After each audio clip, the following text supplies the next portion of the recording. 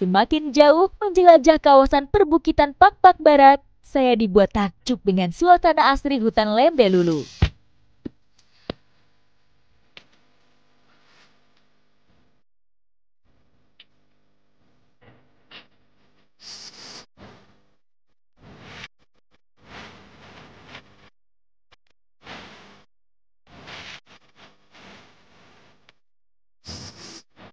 Menyusuri sungai di sekitar kawasan hutan Lembelulu ini, biasanya masyarakat mencari hewan sungai yang mereka konsumsi. Ikuti jejak saya, jejak petualang.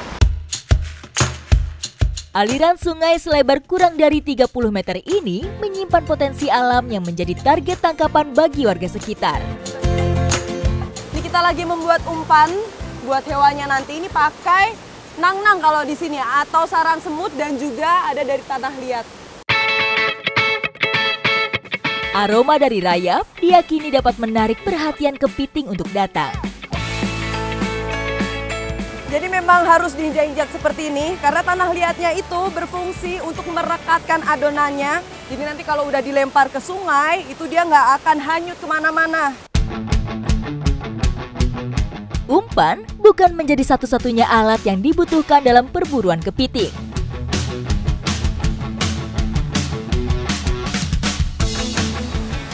Kaitannya?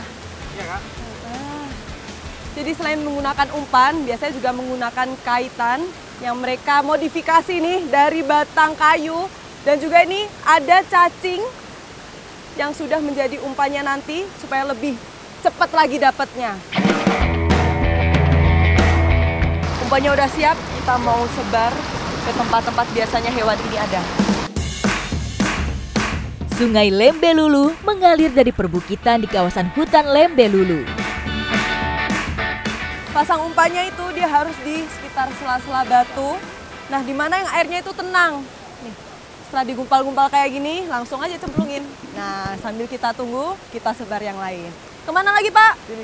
Ke sana. Aliran air sungai ini berwarna kemerahan karena sumber mata airnya mengalir melalui celah pepohonan. Warna air dipengaruhi oleh tenin yang dilepaskan oleh akar pepohonan dengan kandungan protein tinggi. Ternyata di sini ada kepitingnya. Lagi berusaha diambil sama abangnya nih. Mana, Bang? Oh, ya, itu. Wah! Abangnya langsung dapet tuh. Kepiting sungai ini warnanya cenderung coklat kemerah-merahan. Mungkin karena dia dipengaruhi sama air sungainya yang juga warna coklat. Dan memang sengaja umpannya tuh ditaruhnya nggak terlalu yang dalam supaya kita bisa ngelihat kira-kira kepitingnya keluar apa nggak. Akhirnya dapet nih. Sige atau kepiting merah menjadi jenis kepiting air tawar dengan warna kulit cangkang kemerahan yang khas. Berhabitat di sepanjang aliran sungai, memilih balik batu besar sebagai tempat persembunyian. Wah! Tuh, abangnya dapat. Nggak terlalu besar tapi dia, Bang, ya? Iya, Bang. Ini dia. Kepitingnya dapat lagi. Wih, mantap. Ya, Bang. Umpan yang kami pasang di sekitar tempat persembunyiannya berhasil menarik perhatian kepiting.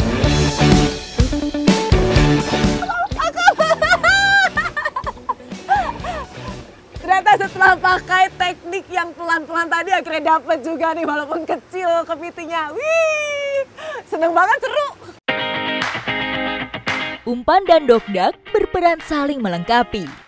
Setelah umpan berhasil menarik perhatian kepiting, dokdak atau pancing digunakan untuk mengambilnya. Dapat ini. Wah, ini lumayan gede nih. Karena memang habitatnya di sekitar batu, jadi ini sangat memudahkan untuk mendapatkan kepitingnya. Tuh masih sangat alami dan batunya tuh cukup banyak. Apalagi di sela-sela batunya nih, kita dapat satu lumayan besar, mantap. Ekosistem sungai yang kaya tanin sangat berperan dalam menjaga populasi sige atau kepiting merah. Habitat alami ini menyediakan makanan alami, tempat perlindungan, dan area untuk berkembang biak.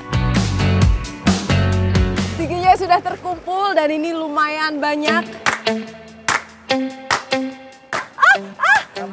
Berdarah kan? Kecapit kepitingnya. Aduh sakit banget. Kepitingnya lagi kita bersihkan dan nggak sengaja kena capit kepitingnya. Aduh lumayan sakit banget. Setelah ini akan kita proses. Masyarakat di sini biasanya memasak kepiting ini dengan cara dibau atau direbus menggunakan bambu. Cukup unik dan cukup simpel banget. Bau adalah teknik memasak sederhana ala warga setempat. Untuk mempercepat prosesnya, air dalam bambu lebih dulu dipanaskan sampai mendidih.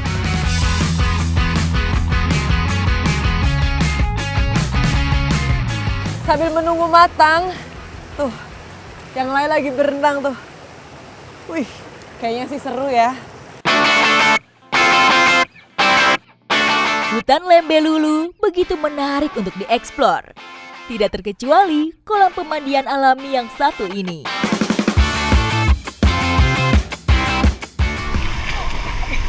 Ini ngerasain kaki sama setengah badan belum nyemplung aja udah dingin banget. Aduh, oke, saya mau nyobain ke sana lagi. Kolam pemandian selebar setengah lapangan voli ini menjadi tempat yang asik untuk bersantai. Terdapat beberapa batu besar yang memungkinkan untuk melompat.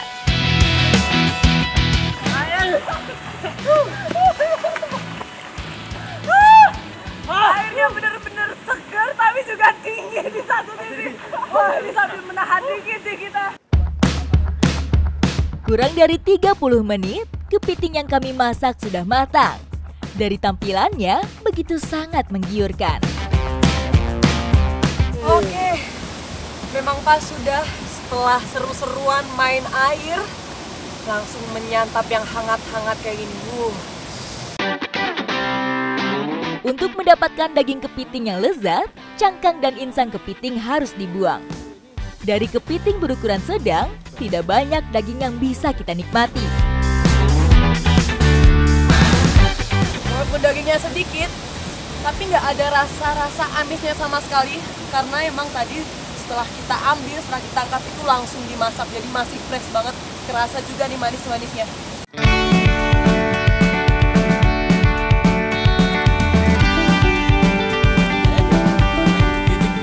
Kuahnya ya? Kuahnya kalau udah diminum, dinginnya nanti hilang. Karena pedas. Mau Mangap nyobain ya. kuahnya nih. Das. Pedas banget. Segar dan nikmat, kepiting dimasak bersama dengan kuah berbumbu yang pedas. Kegiatan mencari kepiting masyarakat di sini tidak hanya untuk menjadi sumber makanan saja, tapi juga ajang untuk berkumpul sekaligus kekompakannya. Kompak bang! Kompak! Mantap! Ikuti jejak saya, jejak!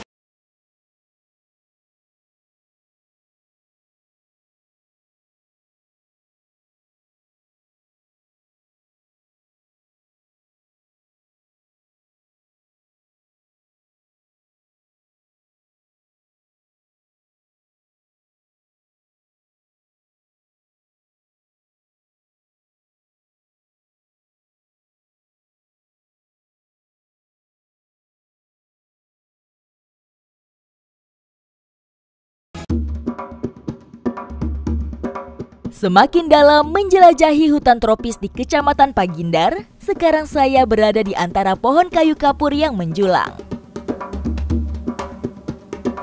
Wah, ini dia pohon kayu kapur pertama kali yang saya lihat.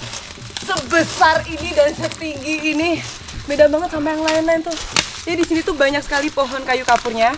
Cuman emang ini yang paling top, markotopnya yang paling besar sendiri.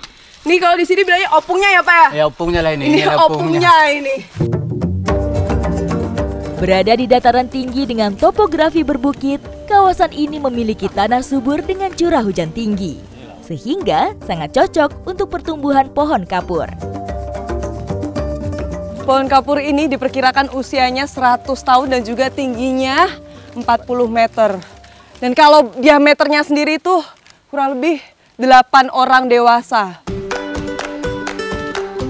Selain dapat tumbuh hingga berukuran raksasa, pohon kapur juga menghasilkan getah. Jadi baunya tuh kayak mirip minyak kayu putih. Wangi-wangi seger gitu. Enak banget, Pak. Iya, kalau Jadi aromaterapi enak nih ya. Iya. Enak banget, Pak. Selain itu, pohon yang sudah berusia ratusan tahun ini juga memiliki buah yang disebut pur. Ini dia buah kayu kapur. Dia ini berbuah setiap tahun. Dan juga uniknya, setiap 5 tahun sekali buahnya tuh lebat. Dan kebetulan nih, kita lagi ngambil-ngambilin buah kapurnya karena pas lagi musimnya. Salah satu ciri khas buah kayu kapur adalah adanya 5 helai sayap yang tumbuh di sekitar buah. Sayap ini membantunya untuk melayang saat jatuh dari pohon dan membantu memperluas penyebarannya. Bagi masyarakat setempat, peyur dapat dikonsumsi dengan pengolahan yang sederhana. Masyarakat di sini biasa mengkonsumsi buah kayu kapur ini direbus, bisa ditumis juga, bahkan kuah santan. Wah. Iya. Oke Pak, ini sudah Pak. Awas, panas ya Pak. Buah kayu kapur memiliki biji yang terbungkus oleh kulit yang cukup keras. Saat berusia muda, buah berwarna hijau dan berubah kecoklatan setelah matang. Setelah direbus, tekstur buah menjadi lebih renyah. Rasanya pahit, tapi ada wangi-wanginya. Nah, biasanya masyarakat sekitar, buah ini setelah direbus kayak gini masih bisa disimpan, dikeringkan, bisa dimasak lagi. Ini cukup lumayan juga ya Pak ya, kalau cari-cari lauk. Iya, lumayan. Iya. Dia bertahan lama sampai berapa hari Pak setelah dimasak itu? Wih, 2 minggu? Iya. Buah kapur rebus umum dinikmati sebagai cemilan saat beristirahat dalam perjalanan di hutan.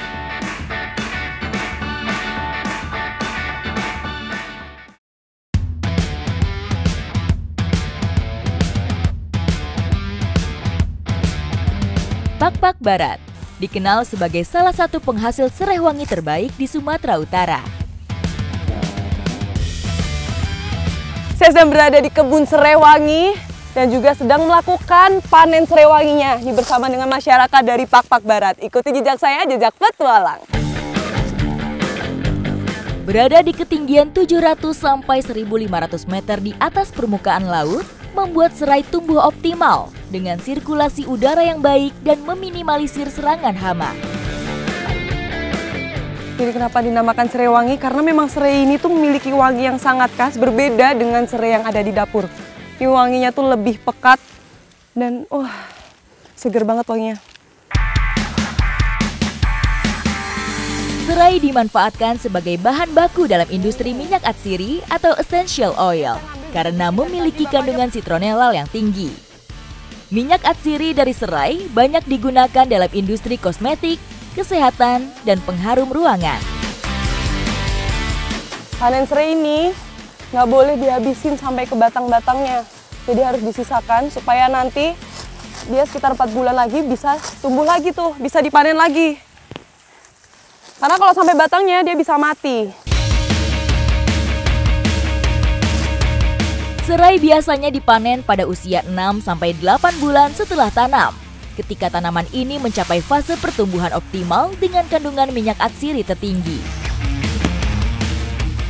Daun dari serai wangi ini itu cukup tajam. Sampai tangan saya ada yang luka juga ini. Selain itu, dia ini panjangnya bisa sampai 1 meter. Dan daunnya berbeda juga sama serai yang ada di dapur. Lebih panjang dan lebih lebar-lebar. Pagi hari menjadi waktu yang tepat untuk panen. Karena kandungan minyak atsiri yang lebih stabil saat suhu rendah. Sehingga akan menghasilkan minyak atsiri yang maksimal baik dari segi kuantitas maupun kualitas. Setelah dipanen, nah daun-daun kering yang sudah mati di bawahnya ini dicabut-cabut. Fungsinya biar ada tunas yang baru muncul jadi serainya nanti bertambah banyak nih. Kayak gini daun-daun keringnya.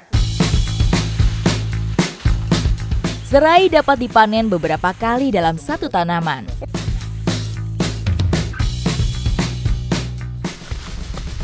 wangi serainya yang sudah dipotong ini, semerbak banget. Wah, apalagi yang udah ditumpuk-tumpuk kayak gini. Saya jadi betah karena wanginya tuh sangat-sangat kayak aroma terapi. Sebelum matahari semakin tinggi, serai hasil panen dikemas untuk diangkut sampai ke tempat pengolahan. Wah, ini satu aja berat banget. Bang, tambah lagi bang. Wah, ini dua ikan ini lumayan berat. Wah, nggak bisa. Ternyata capek juga bawanya, aduh. Oke, semua sudah dikumpulkan, mau kita angkut. Ayo Pak, kita angkut Pak. Saya nggak bisa dua, ternyata satu aja. Wah!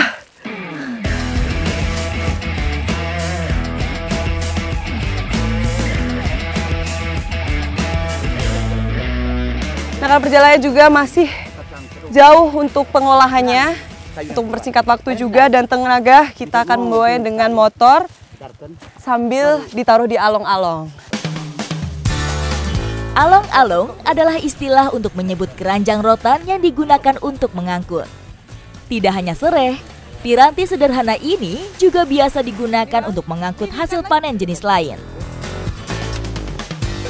Saya di mana ini Pak? Ke Bapak sini? Iya, sini. Oke. Ya, masuk. Bisa Pak? Bisa. Geser ke belakang. Sebenarnya along-along ini dipakai untuk membawa barang, tapi ternyata dibuat saya duduk aja juga bisa nih. Cukup sulit untuk menjaga keseimbangan motor dengan beban berat. Apalagi dengan jalan berbatu yang rawan membuat roda motor selip. Perasaan naik di along-alongnya ini deg-degan banget karena ini jalanannya tuh nggak serapi itu, batu-batu, belum lumpur segala macam. Agak deg-degan nih, bergeser-geser juga along-alongnya. Goyang ya? Iya Pak, berasa, lebih berasa goyangnya.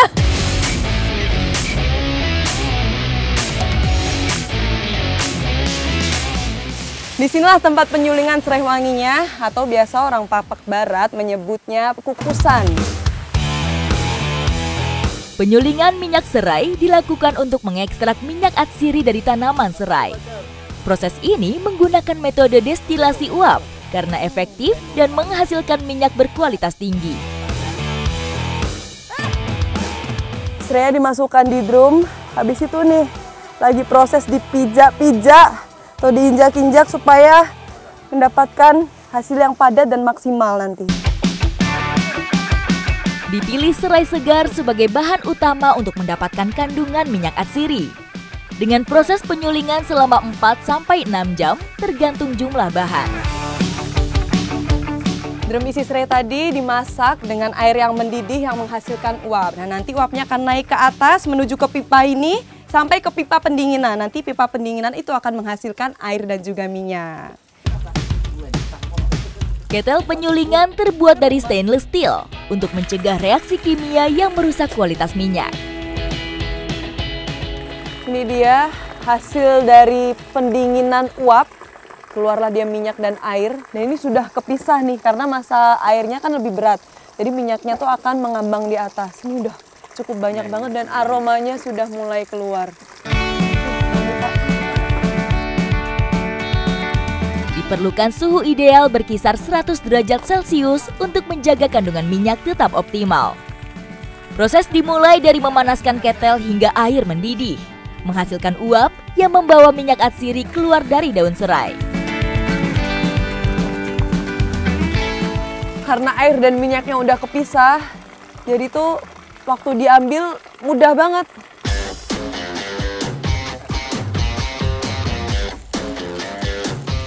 Langsung panas ya?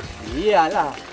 Ini kan masih murni ini, masih murni. Kalau udah dia keluar kan ini udah campuran ya. Sensasi panas dari minyak serai diakibatkan karena beberapa senyawa yang memiliki sifat iritasi ringan ketika dioleskan langsung pada kulit. Minyak serai ini memiliki banyak sekali manfaat. Selain aromanya yang khas, dia juga memiliki sensasi yang hangat. Makanya biasa masyarakat Sibagindar menggunakan ini sebagai campuran minyak gosok. Sensasi hangat minyak serai menjadi salah satu alasan kenapa minyak sering digunakan dalam pengobatan tradisional. Oh, udah habis itu.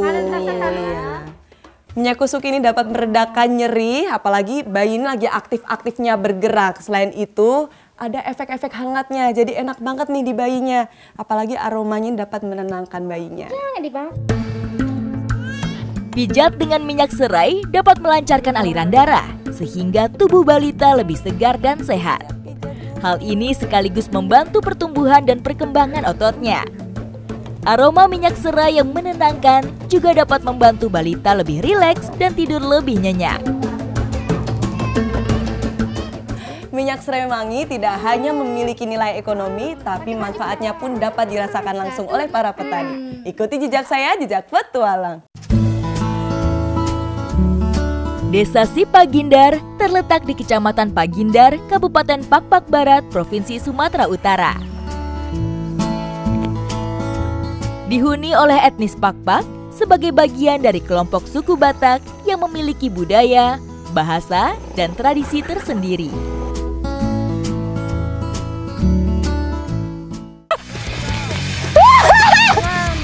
Astagfirullah, astagfirullah, astagfirullah. Wah, woi! Pak, lepas!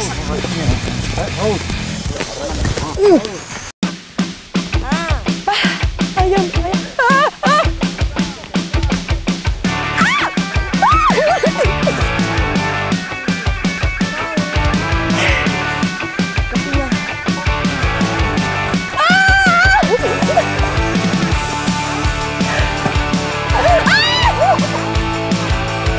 Jangan terlalu turun ya, jangan terlalu turun ya. Di atas kerbau seberat 200 kilo lebih, saya akan memulai untuk mencari tahu bagaimana cara merawat kerbau-kerbau ini bersama dengan pemiliknya. Ikuti jejak saya, jejak petualang.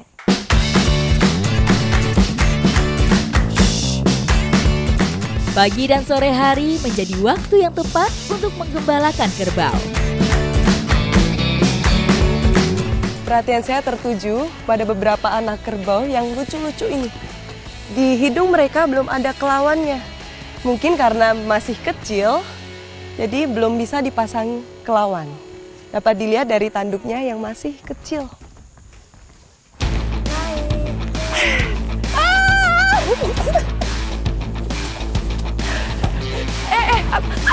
Adek, bentar. Iya. Aduh, adek, kamu hebat banget. Ini kali pertama saya naik kerbau, rasanya kaki gemetar.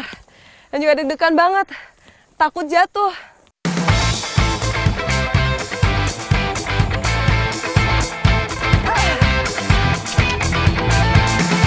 Kerbau memiliki insting yang kuat untuk menandai waktu. Pada jam-jam tertentu, mereka akan berpindah termasuk pulang kembali ke kandang. Selain kebutuhan pakan, kondisi kesehatan kerbau menjadi hal utama yang selalu diperhatikan oleh pemilik, termasuk memasangkan tali pada kerbau. Nah, sekarang ini saya sama Bapak lagi mengambil, apa Pak tadi namanya Pak? Buluh. Buluh. Buluh Ini manyan. untuk menyucukkan hidung kerbau atau membuat lubang ya Pak ya. Untuk memasangkan tali, lebih dulu hidung harus dicucuk menggunakan bambu. Ini benar gini Pak? Iya. Nah, sudah jadi. Sudah jadi? Sudah. Wah. Sudah bagus jadinya tuh. Nih sudah jadi satu. Sudah jadi satu. Punya saya. Ini satu lagi ya. Aktivitas mencucuk hidung dilakukan saat kerbau menuju dewasa, yaitu di saat kerbau sudah lebih liar dan sulit dikendalikan. Kali ini akan ada 3 ekor anak kerbau yang akan dicucuk atau dipasang apa Pak? Kalawan. Kalawan. Kalawan itu dipasangkan tali nanti ya Pak ya.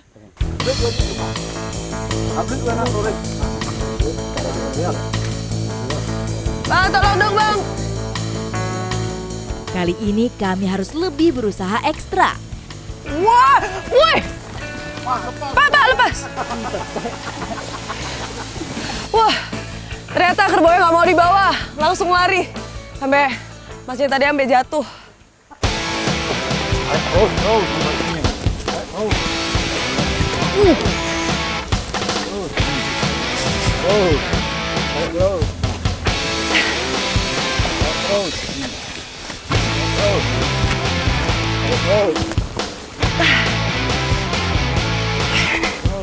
Beruntung, kami berhasil mengepung dan kembali menangkapnya.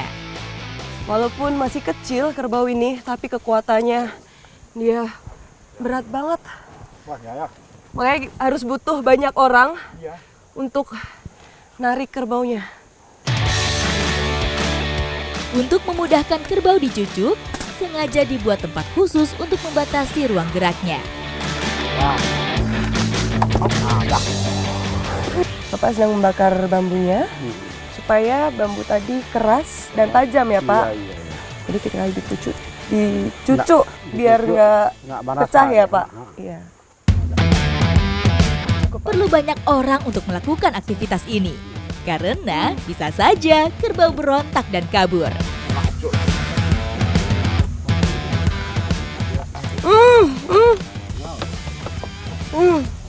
Kerbaunya udah dicucuk. Dan sekarang lagi masukin talinya ke hidung. Dengan cara yang tepat, tali bisa dipasang ke hidung kerbau. Meski tidak mudah, tapi aktivitas kami kali ini berjalan lancar. Karena Bapak mencari posisinya di tulang hidung tadi sudah pas, jadi ketika dicucuk, hidung kerbau tadi tidak berdarah. Sudah Pak? Oke.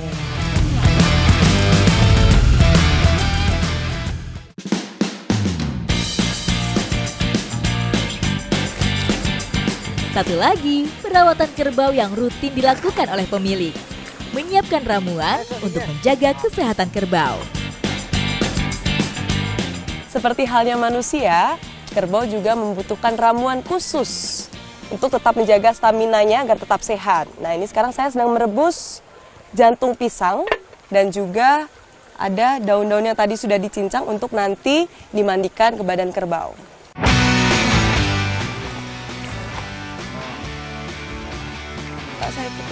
Saya dan Bapak sedang menggosok-gosok air ramuan untuk obat kerbau ini. Karena dia lagi sakit, badannya jadi kurus. Tuh, kelihatan dari tulang-tulangnya yang besar nih.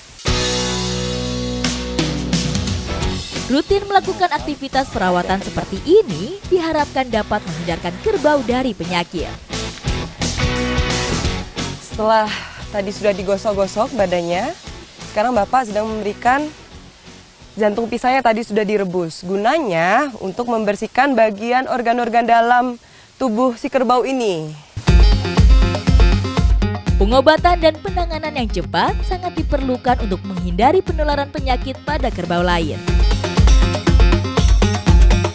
Tidak hanya dipekerjakan, tapi kerbau-kerbau di sini juga dirawat oleh pemiliknya, seperti dimandikan dan juga diberikan ramuan. Agar kerbau-kerbau ini tetap sehat dan terjaga. Ikuti jejak saya, jejak petualang.